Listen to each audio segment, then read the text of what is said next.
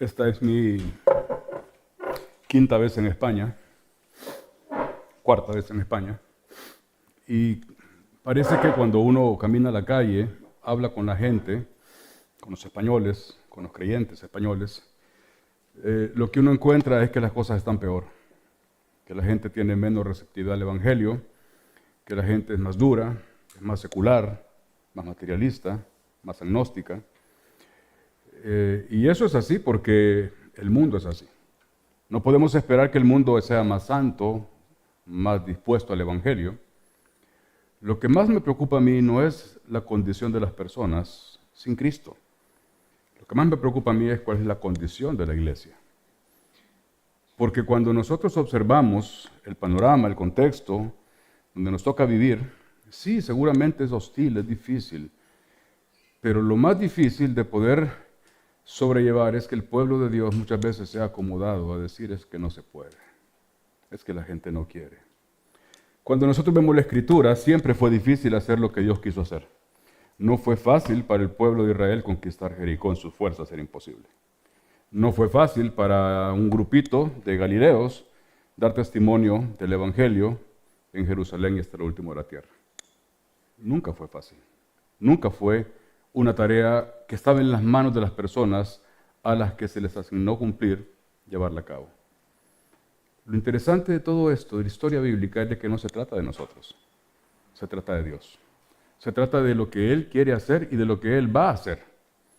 Pero Él lo hará a través de su pueblo.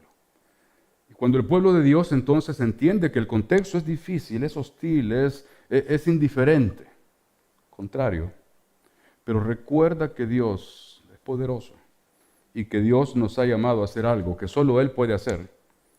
Y decía alguien hace poco, un pastor de Sevilla, estábamos con él hace unos días, que nosotros no podemos hacer la misión sin Dios y Dios no quiere hacer la misión sin nosotros. Nos damos cuenta de que somos llamados a una tarea que es imposible para nosotros, pero que es posible para Dios.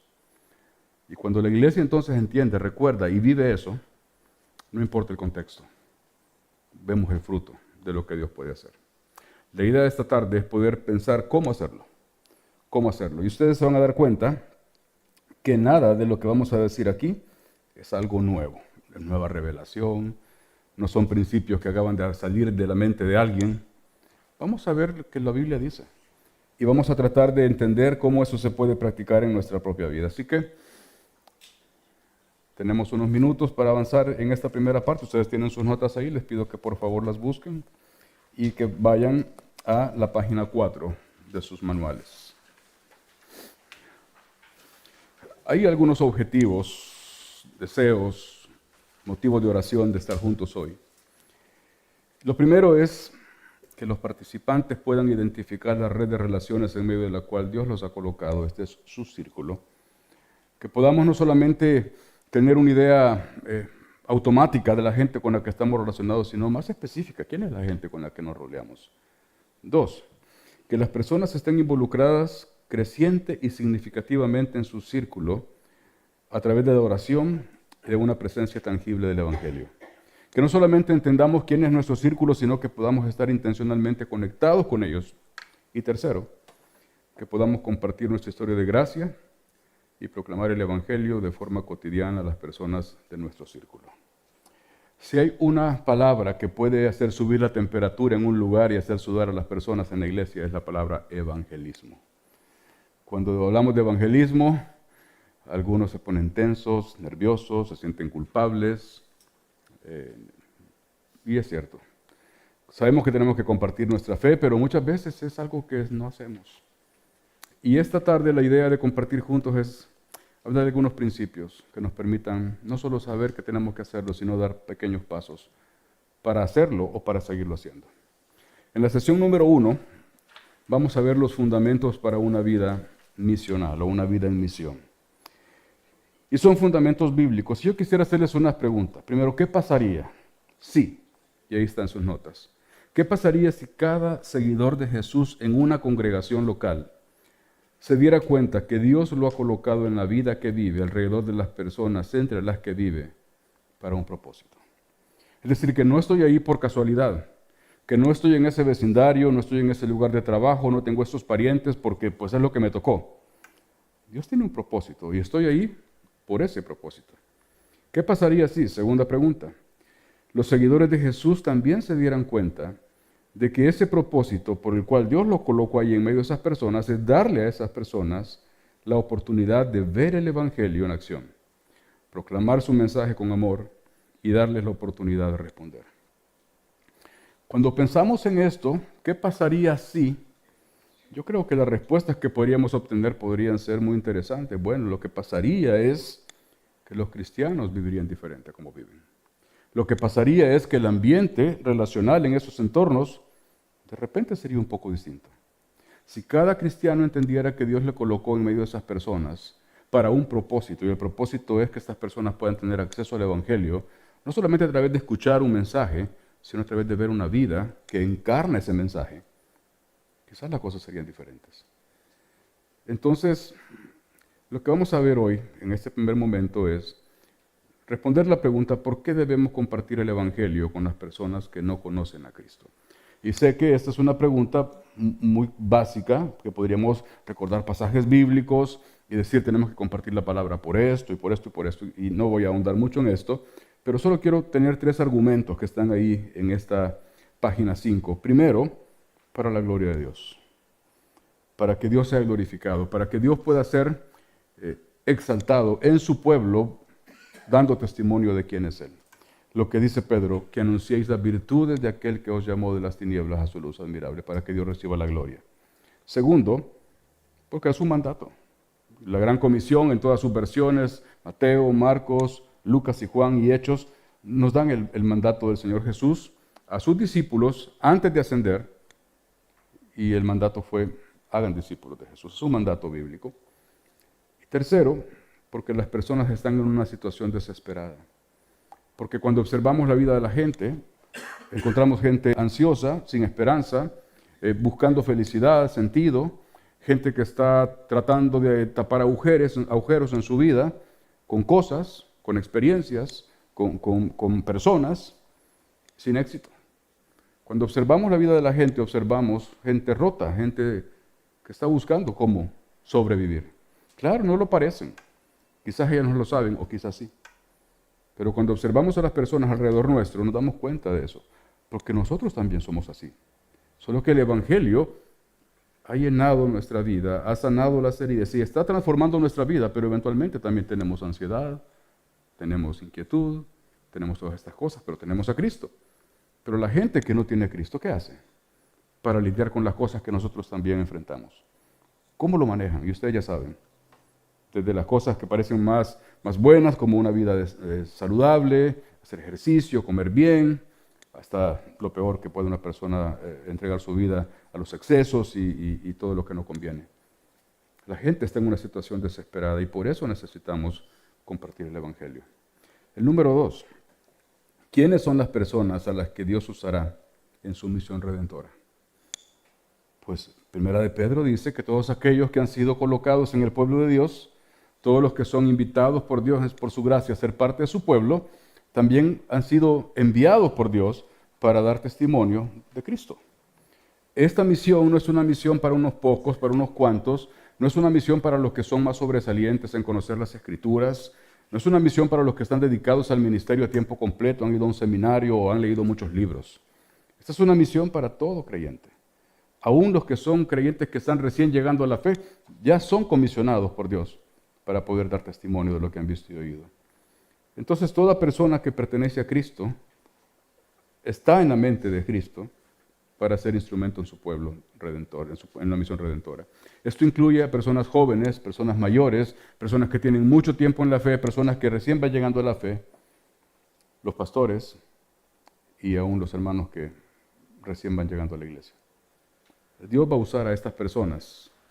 Por eso, cada miembro del cuerpo de Cristo, dice la página 6, y voy avanzando esto rápido porque después vamos a detenernos más. Cada miembro del cuerpo de Cristo, piensa en cada persona de esta congregación. Ustedes se conocen. Hay niños, hay jóvenes, hay personas mayores, hay personas que tienen mucho tiempo en la fe. Cada una de esas personas debe ser impulsada por el amor de Cristo. aquí hay un punto. Si yo no estoy siendo impactado, asombrado por el amor que Cristo me tiene a mí, muy probablemente no voy a ser impulsado para hablar del amor de Cristo con otros.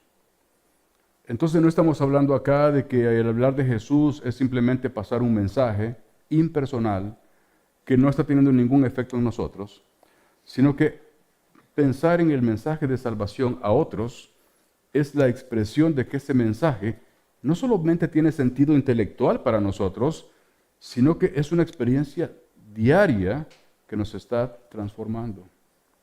John Piper puso en uno de sus libros que si nuestra mayor pasión no es adorar a Dios, no trabajaremos con pasión para que los que no le conocen le conozcan y también le adoren. O sea, si nuestro corazón no está siendo impactado por el amor a Cristo, no tendremos ningún impulso para poder hablar de ese amor con otros. Es curioso ahora, estando en este país, le preguntamos a una persona dónde podríamos comer comida italiana. Y nos dijo, les recomiendo tal lugar. Vayan por aquí y van a encontrar, es el mejor lugar en la zona. ¿Quién sabe si es el mejor lugar en la zona? Pero es lo que nos recomendó. Quizás él ha comido ahí o quizás le dan comisión cuando envía gente, quién sabe. Pero lo cierto es que nos dio referencia y nos dijo, vayan a tal lugar. Nosotros hacemos lo mismo, ¿verdad? Referimos a la gente a un buen doctor. Cuando nos preguntan sobre algún buen lugar para comprar ciertas cosas, decimos, anda ahí, buenos precios, hay ofertas, lo que sea. Cuando nosotros hemos sido beneficiarios del Evangelio y estamos asombrados por la obra de Cristo y su amor, también vamos a tener el impulso de que otros también conozcan eso que nosotros hemos conocido. Miren lo que dicen en este punto, en la página 5. Ser impulsados por el amor de Cristo. Cuando nuestro entendimiento del amor de Dios por nosotros crece, cuando nuestro amor por el Señor crece, nuestro amor por las personas sin Cristo también crecerá. Es el amor de Dios y el amor a Dios de vuelta de nuestra parte como una respuesta a su amor, el que nos moviliza para expresar ese amor a aquellos que viven lejos de Jesús y de su plan para sus vidas. Dios nos ama y nuestro amor al Señor es una respuesta a su amor. Pero nuestra respuesta a el amor de Dios también debe expresarse en amar lo que Dios ama. Y eso debe movilizarnos para compartir ese amor con otros. Aquí hay una pregunta. ¿Estás creciendo en tu entendimiento del amor de Dios por ti y en tu amor al Señor de manera que esto te impulse a que otros también experimenten ese amor en sus vidas? Es una pregunta para pensar. ¿Estás creciendo en tu entendimiento del amor de Dios para ti y estás a la vez disfrutando, experimentando ese amor de manera que quieras que otros también conozcan al Señor? No podemos pasar lo que no poseemos, entonces necesitamos primero pensar en nosotros. No se trata de técnicas, métodos evangelísticos. Yo les soy honesto, soy pastor de una iglesia en San Salvador y he leído algunos libros sobre evangelización, pero lo cierto es que cuando mi corazón no está siendo impactado por Jesús, tengo apatía para hablar de Jesús con otros. Estoy absorto en mis propias ideas y necesidades, pero cuando estoy descubriendo y disfrutando la belleza de Cristo, mi corazón también se ve inclinado a que otros también puedan conocer eso que yo conozco. Número 2. Cada miembro del cuerpo de Cristo debe vivir con intencionalidad. Intencionalidad tiene que ver con 3 cosas. Cultivar nuestra relación personal con Jesús. 2. Entender que Dios nos ha colocado en entornos relacionales específicos. Ustedes tienen la oportunidad de conectar con gente de manera única, donde quizás otros acá no tienen esa oportunidad. Tanto en Málaga, como quizás en España, y hasta en otros países. Cada uno ha sido puesto por Dios en entornos relacionales únicos. Necesitamos intencionalidad para entender eso y decir, Dios me ha puesto a mí en medio de gente que Dios me da la oportunidad de que mi vida se convierta en un canal de acceso al Evangelio de sus vidas. Necesito intencionalidad para eso, para cultivar mi relación con el Señor y para identificar los diferentes grupos y su realidad espiritual. ¿Cuál es la temperatura espiritual de mi familia? ¿Son apáticos? ¿Tienen interés? ¿Cómo es mi entorno de trabajo? ¿O mis compañeros o amigos? ¿Qué tema espiritual tienen? ¿Hay o no hay? Identificando cada una de estas cosas con intencionalidad. Así como cuando uno se pone a hacer cuentas en la casa, que saca un papel una app ahí, o un Excel, y se pone a hacer cuentas, bueno, o cuadrar la chequera, lo que sea. Intencionalidad para poder ver esto. ¿Cómo está la gente con la que yo me relaciono en su inquietud espiritual? ¿Tienen? ¿No tienen? ¿Cómo están sus vidas? Necesitamos intencionalidad, número 3, para vencer obstáculos. Porque todos acá tenemos obstáculos para poder llevar esto del concepto a la realidad. ¿Cuáles son esos obstáculos? Por ejemplo, temor. No sé si me van a criticar, no sé si me van a salir con una cosa ofensiva. O estoy muy ocupado, no tengo tiempo para andar socializando, estoy en dinámicas muy ocupadas. ¿Saben quién es la gente que tiene menos conexiones relacionales para hablar con no creyentes? De los pastores. Porque estamos todo el tiempo rodeados de creyentes en cosas de iglesia. Entonces ese puede ser también un obstáculo. Estoy muy ocupado en cosas ministeriales. Prejuicios, no, es que este no tiene ningún interés en Dios, es que esta persona es totalmente apática, esta persona no quiere nada con Dios, ¿para qué le voy a decir nada? Prejuicio, puede ser. No saber cómo hacerlo. Yo no sé cómo presentar el mensaje de Jesús. Nunca he hablado de Cristo a nadie. Y una vez lo intenté y no salió bien, así que no sé. Intencionalidad para vencer obstáculos. Todos acá hemos tenido obstáculos en diferentes cosas. La paternidad, el matrimonio, la carrera universitaria, el trabajo, un montón de cosas. Y aún así le hemos pedido a Dios fuerza para superar esos obstáculos, ¿verdad? Porque creemos que son cosas importantes. No nos queremos dar por vencidos.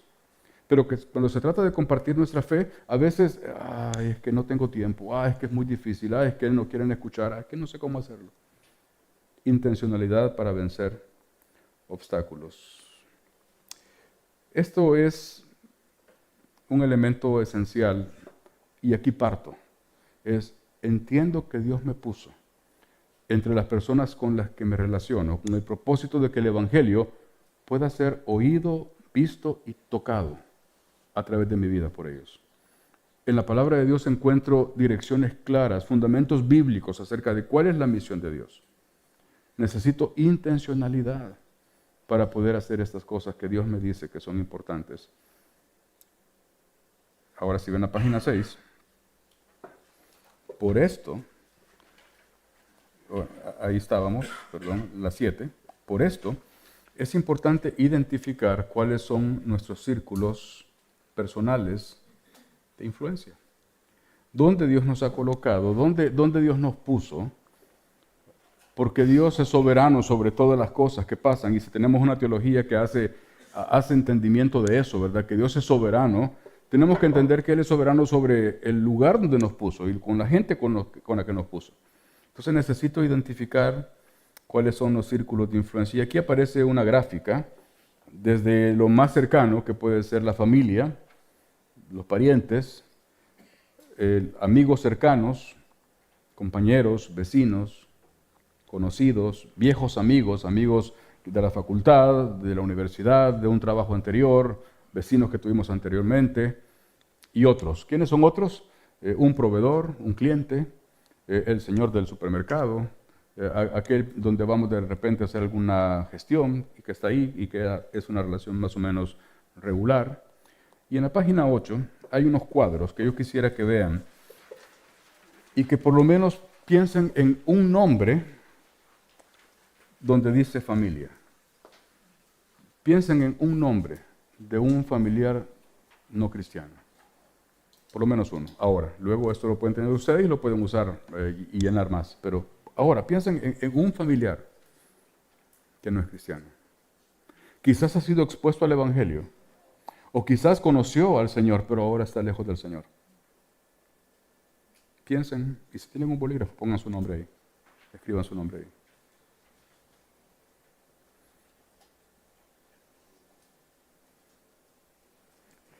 ¿Qué tal amigos cercanos?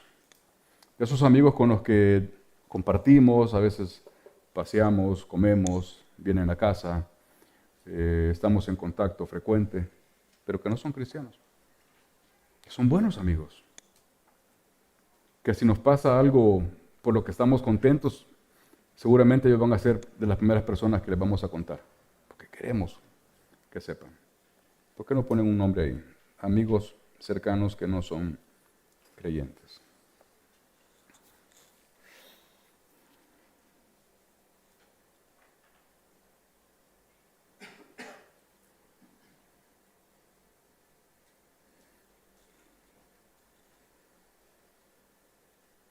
El propósito de darles una hoja es que ustedes puedan, les pedimos esto, que puedan tomar un tiempo después y llenar con más nombres esto. Y que puedan pensar, bueno, ¿quiénes son de mis amigos? ¿Quiénes son de mis parientes? ¿Quiénes son de mis compañeros de trabajo, o vecinos, o compañeros de estudios que no son creyentes? Y escribir sus nombres ahí. Porque esto les va a servir como un primer insumo para darse cuenta quién es su círculo. ¿Quiénes son las personas con las que Dios les ha relacionado ya que no son creyentes? Ahora, se dan cuenta que también hay otra columna que dice otros creyentes. Otros creyentes en su familia, otros creyentes en sus amigos cercanos, porque a veces tenemos creyentes en el lugar de trabajo también, que quizás no vienen a esta congregación, pero son amigos cristianos, son compañeros cristianos, son familia cristiana. Porque es interesante cuando un creyente puede decirle a otro creyente, que es su compañero de trabajo quizás, ¿y por qué no oramos por nuestros compañeros de trabajo que no son creyentes? O cuando en una familia hay alguien que es cristiano y hay otro familiar que es cristiano, pero hay familia que no es cristiana, ¿por qué no orar y pensar cómo en nuestra familia podemos hacer algo para conectar el Evangelio con nuestros parientes que no son cristianos? Entonces, es una forma no solamente de identificar a los que no son cristianos, sino también ver qué otros cristianos hay alrededor de esos diferentes círculos donde el Señor nos ha conectado. Cuando ustedes tienen estos nombres identificados, y estas listas pueden ser muy largas, pueden empezar a crecer, no solamente 2, 3 personas, sino 4, 5, 8, 12 personas, nos van a servir para muchas cosas. Así como cuando van al supermercado y van con una lista de compras, porque no se quieren salir del presupuesto o no quieren que se les olvide algo importante, esas listas son vitales para algo que viene después. Y es orar por esta gente. No solamente una oración vaga, Señor, te pido por mis amigos que no son cristianos para que un día te conozcan, sino una oración más específica. Te pido por Carlos, te pido por Teresa, te pido, Señor, por Juan. Y empezar a orar por esas personas. ¿Saben? Cuando oramos con intencionalidad y somos específicos en orar, nuestro corazón también se va inclinando a eso por lo que estamos orando. Nuestro corazón también se va interesando más y nosotros podemos convertirnos en la respuesta a nuestra oración cuando comenzamos a orar por alguien. Alguien que tiene necesidad, por ejemplo, material. Pensamos cómo podemos ayudar a esa persona. No solamente orar por ella. Pero si no está en nuestro radar y no está en nuestra lista de oración, va a ser difícil también en la realidad tener un contacto y una oportunidad para que esa persona pueda ver el Evangelio y escuchar el Evangelio. Estamos tan ocupados con nuestras cosas. Todo el mundo lo está.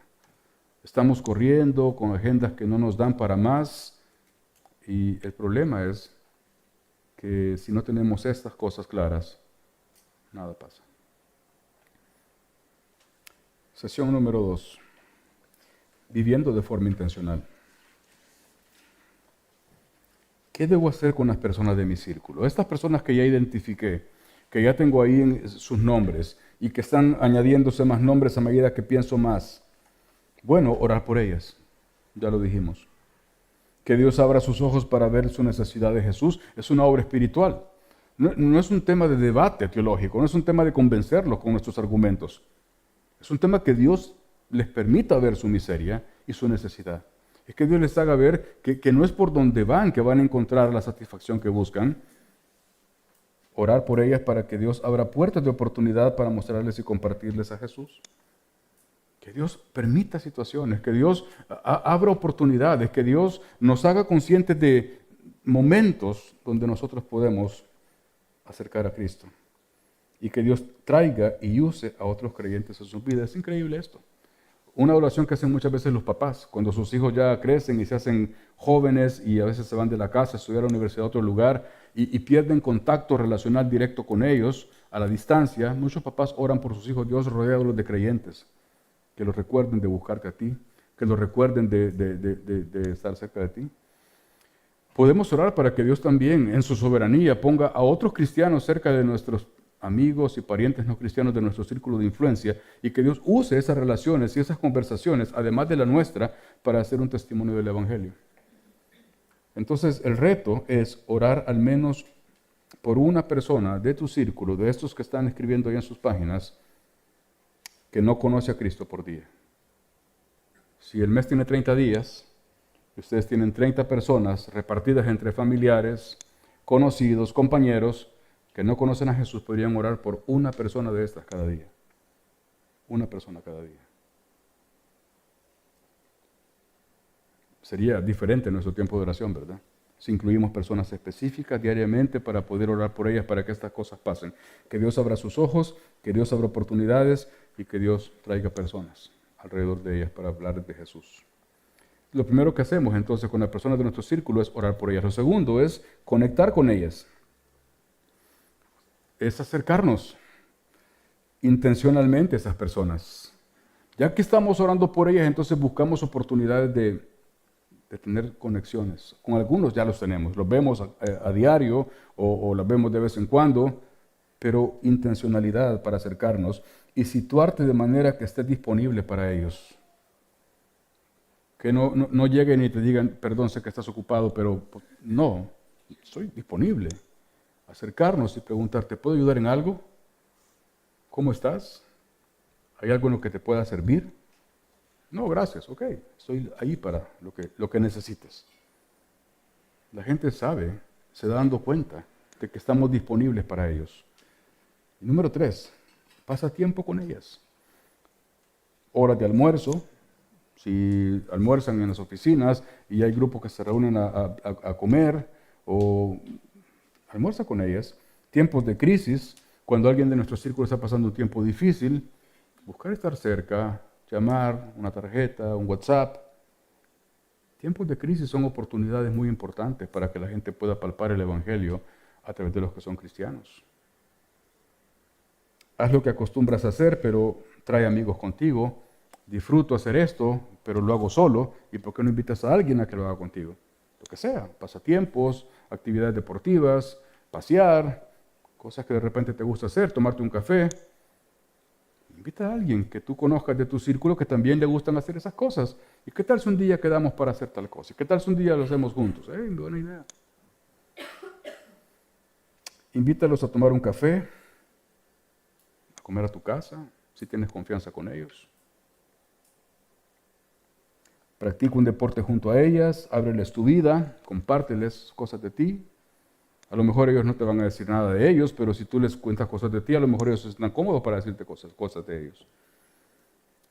Es así, intencionalidad. Sitúate cerca de ellos.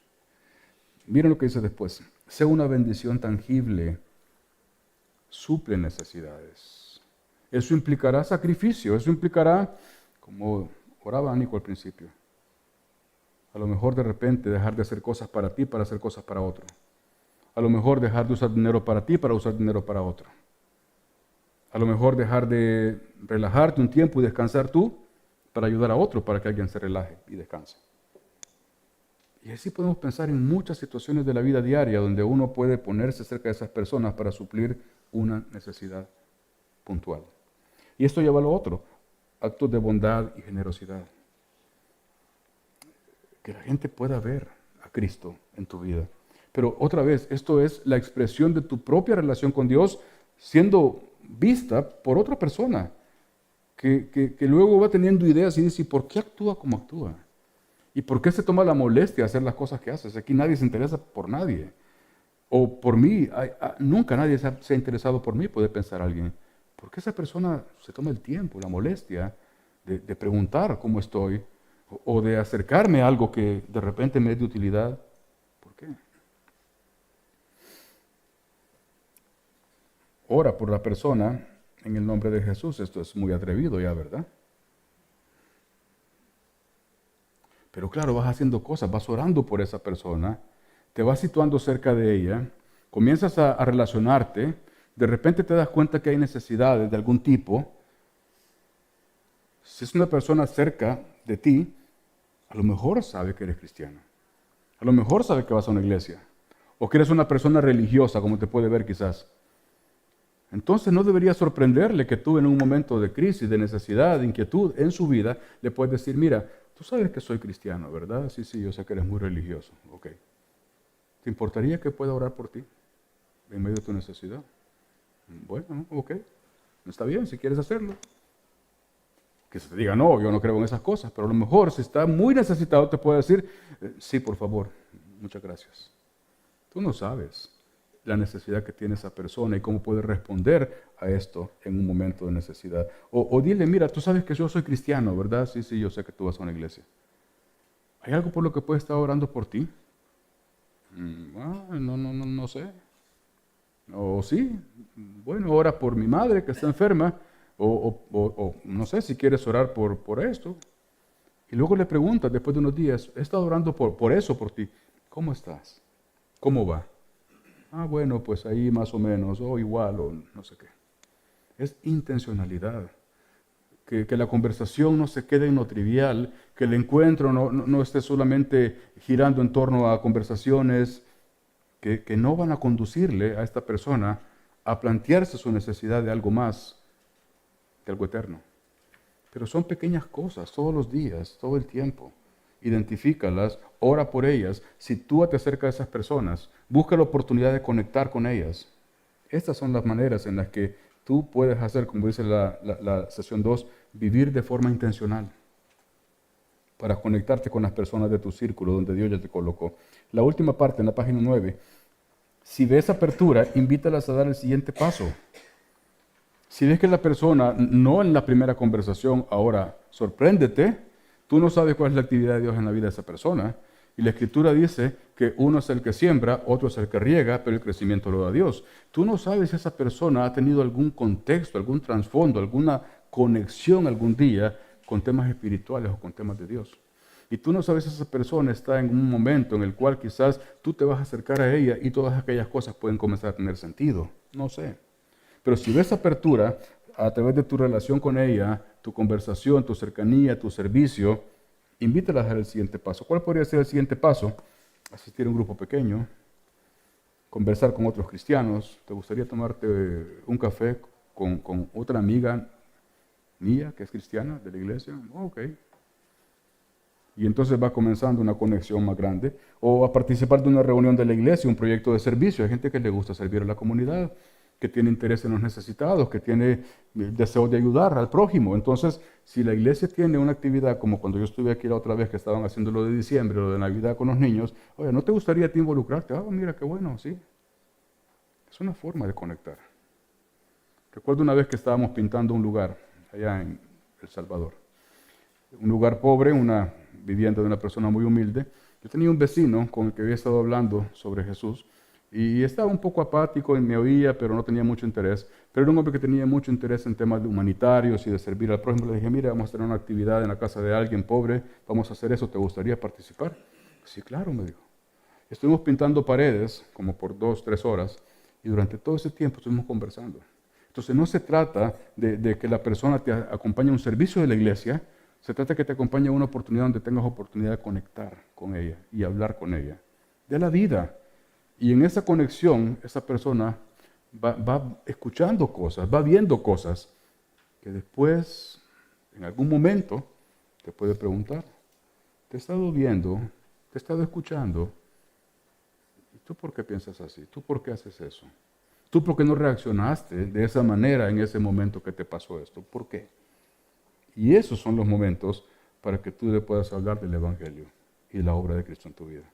Tal vez esa persona no va a tener en ese momento un acto de conversión, pero serán cosas que van llegando a su vida para darle testimonio acerca de que tú no eres una persona simplemente religiosa, sino alguien que tiene una relación con alguien que está transformando su vida, cambiando sus puntos de vista, cambiando sus valoraciones, cambiando sus prioridades y sus acciones.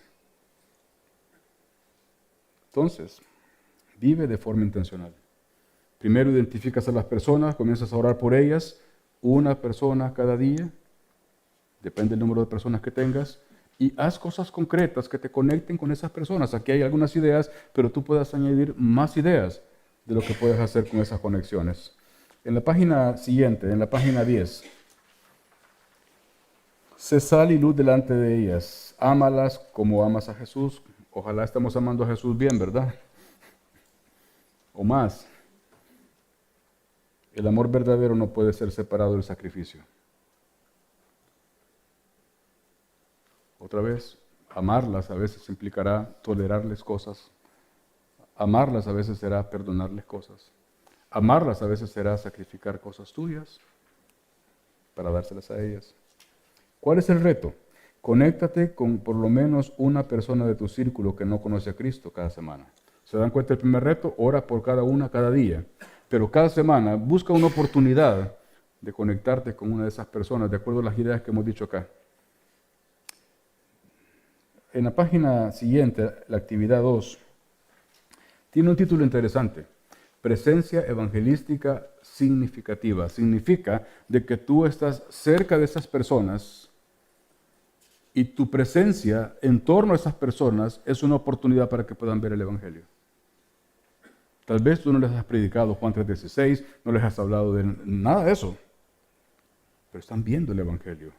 Están entendiendo cómo el evangelio funciona en tu vida.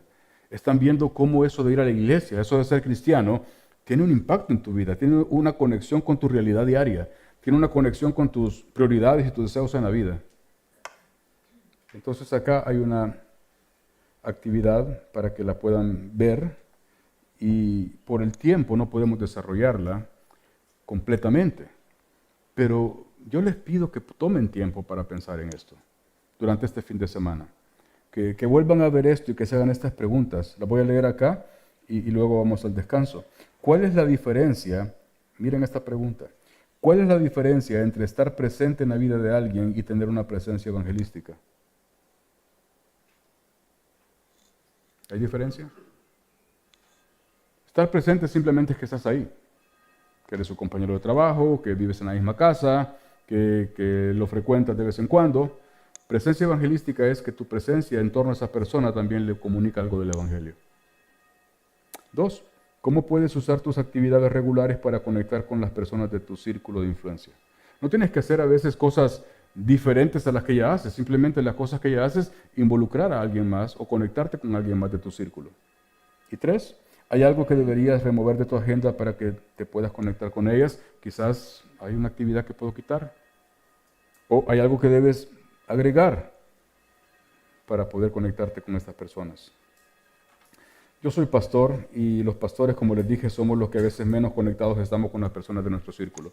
Y recuerdo que hace años lo que hice para poder conectarme con gente no creyente fue me inscribí en clases de inglés. Y fui por las mañanas, como por año y medio, clases de inglés.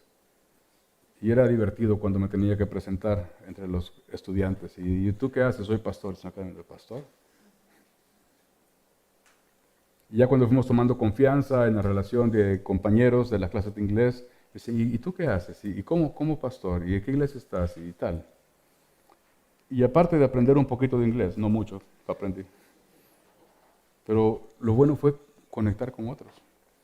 O sea, ¿qué debo agregar a mi agenda con el propósito de conectarme? Y en la última página hay una plantilla para que ustedes puedan tener como una agenda y poder escribir en esa agenda cosas que podrían hacer. ¿Qué hago el lunes? ¿Qué hago el martes? ¿Y cómo puedo usar esta semana normal u otras actividades especiales para conectarme con la gente de mi círculo?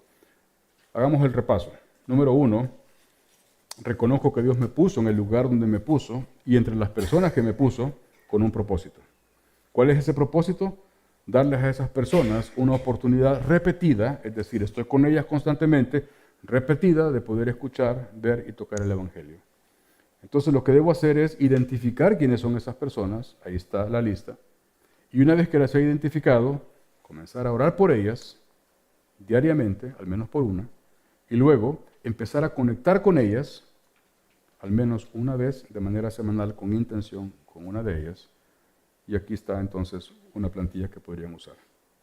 Vamos desde lo más general, Dios es soberano y me puso en el lugar donde me puso, hasta lo más específico. ¿Qué voy a hacer mañana? con esas personas con las que Dios me conectó ya para que puedan ver el Evangelio. Hacemos una pausa aquí, vamos a un cafecito y seguimos después.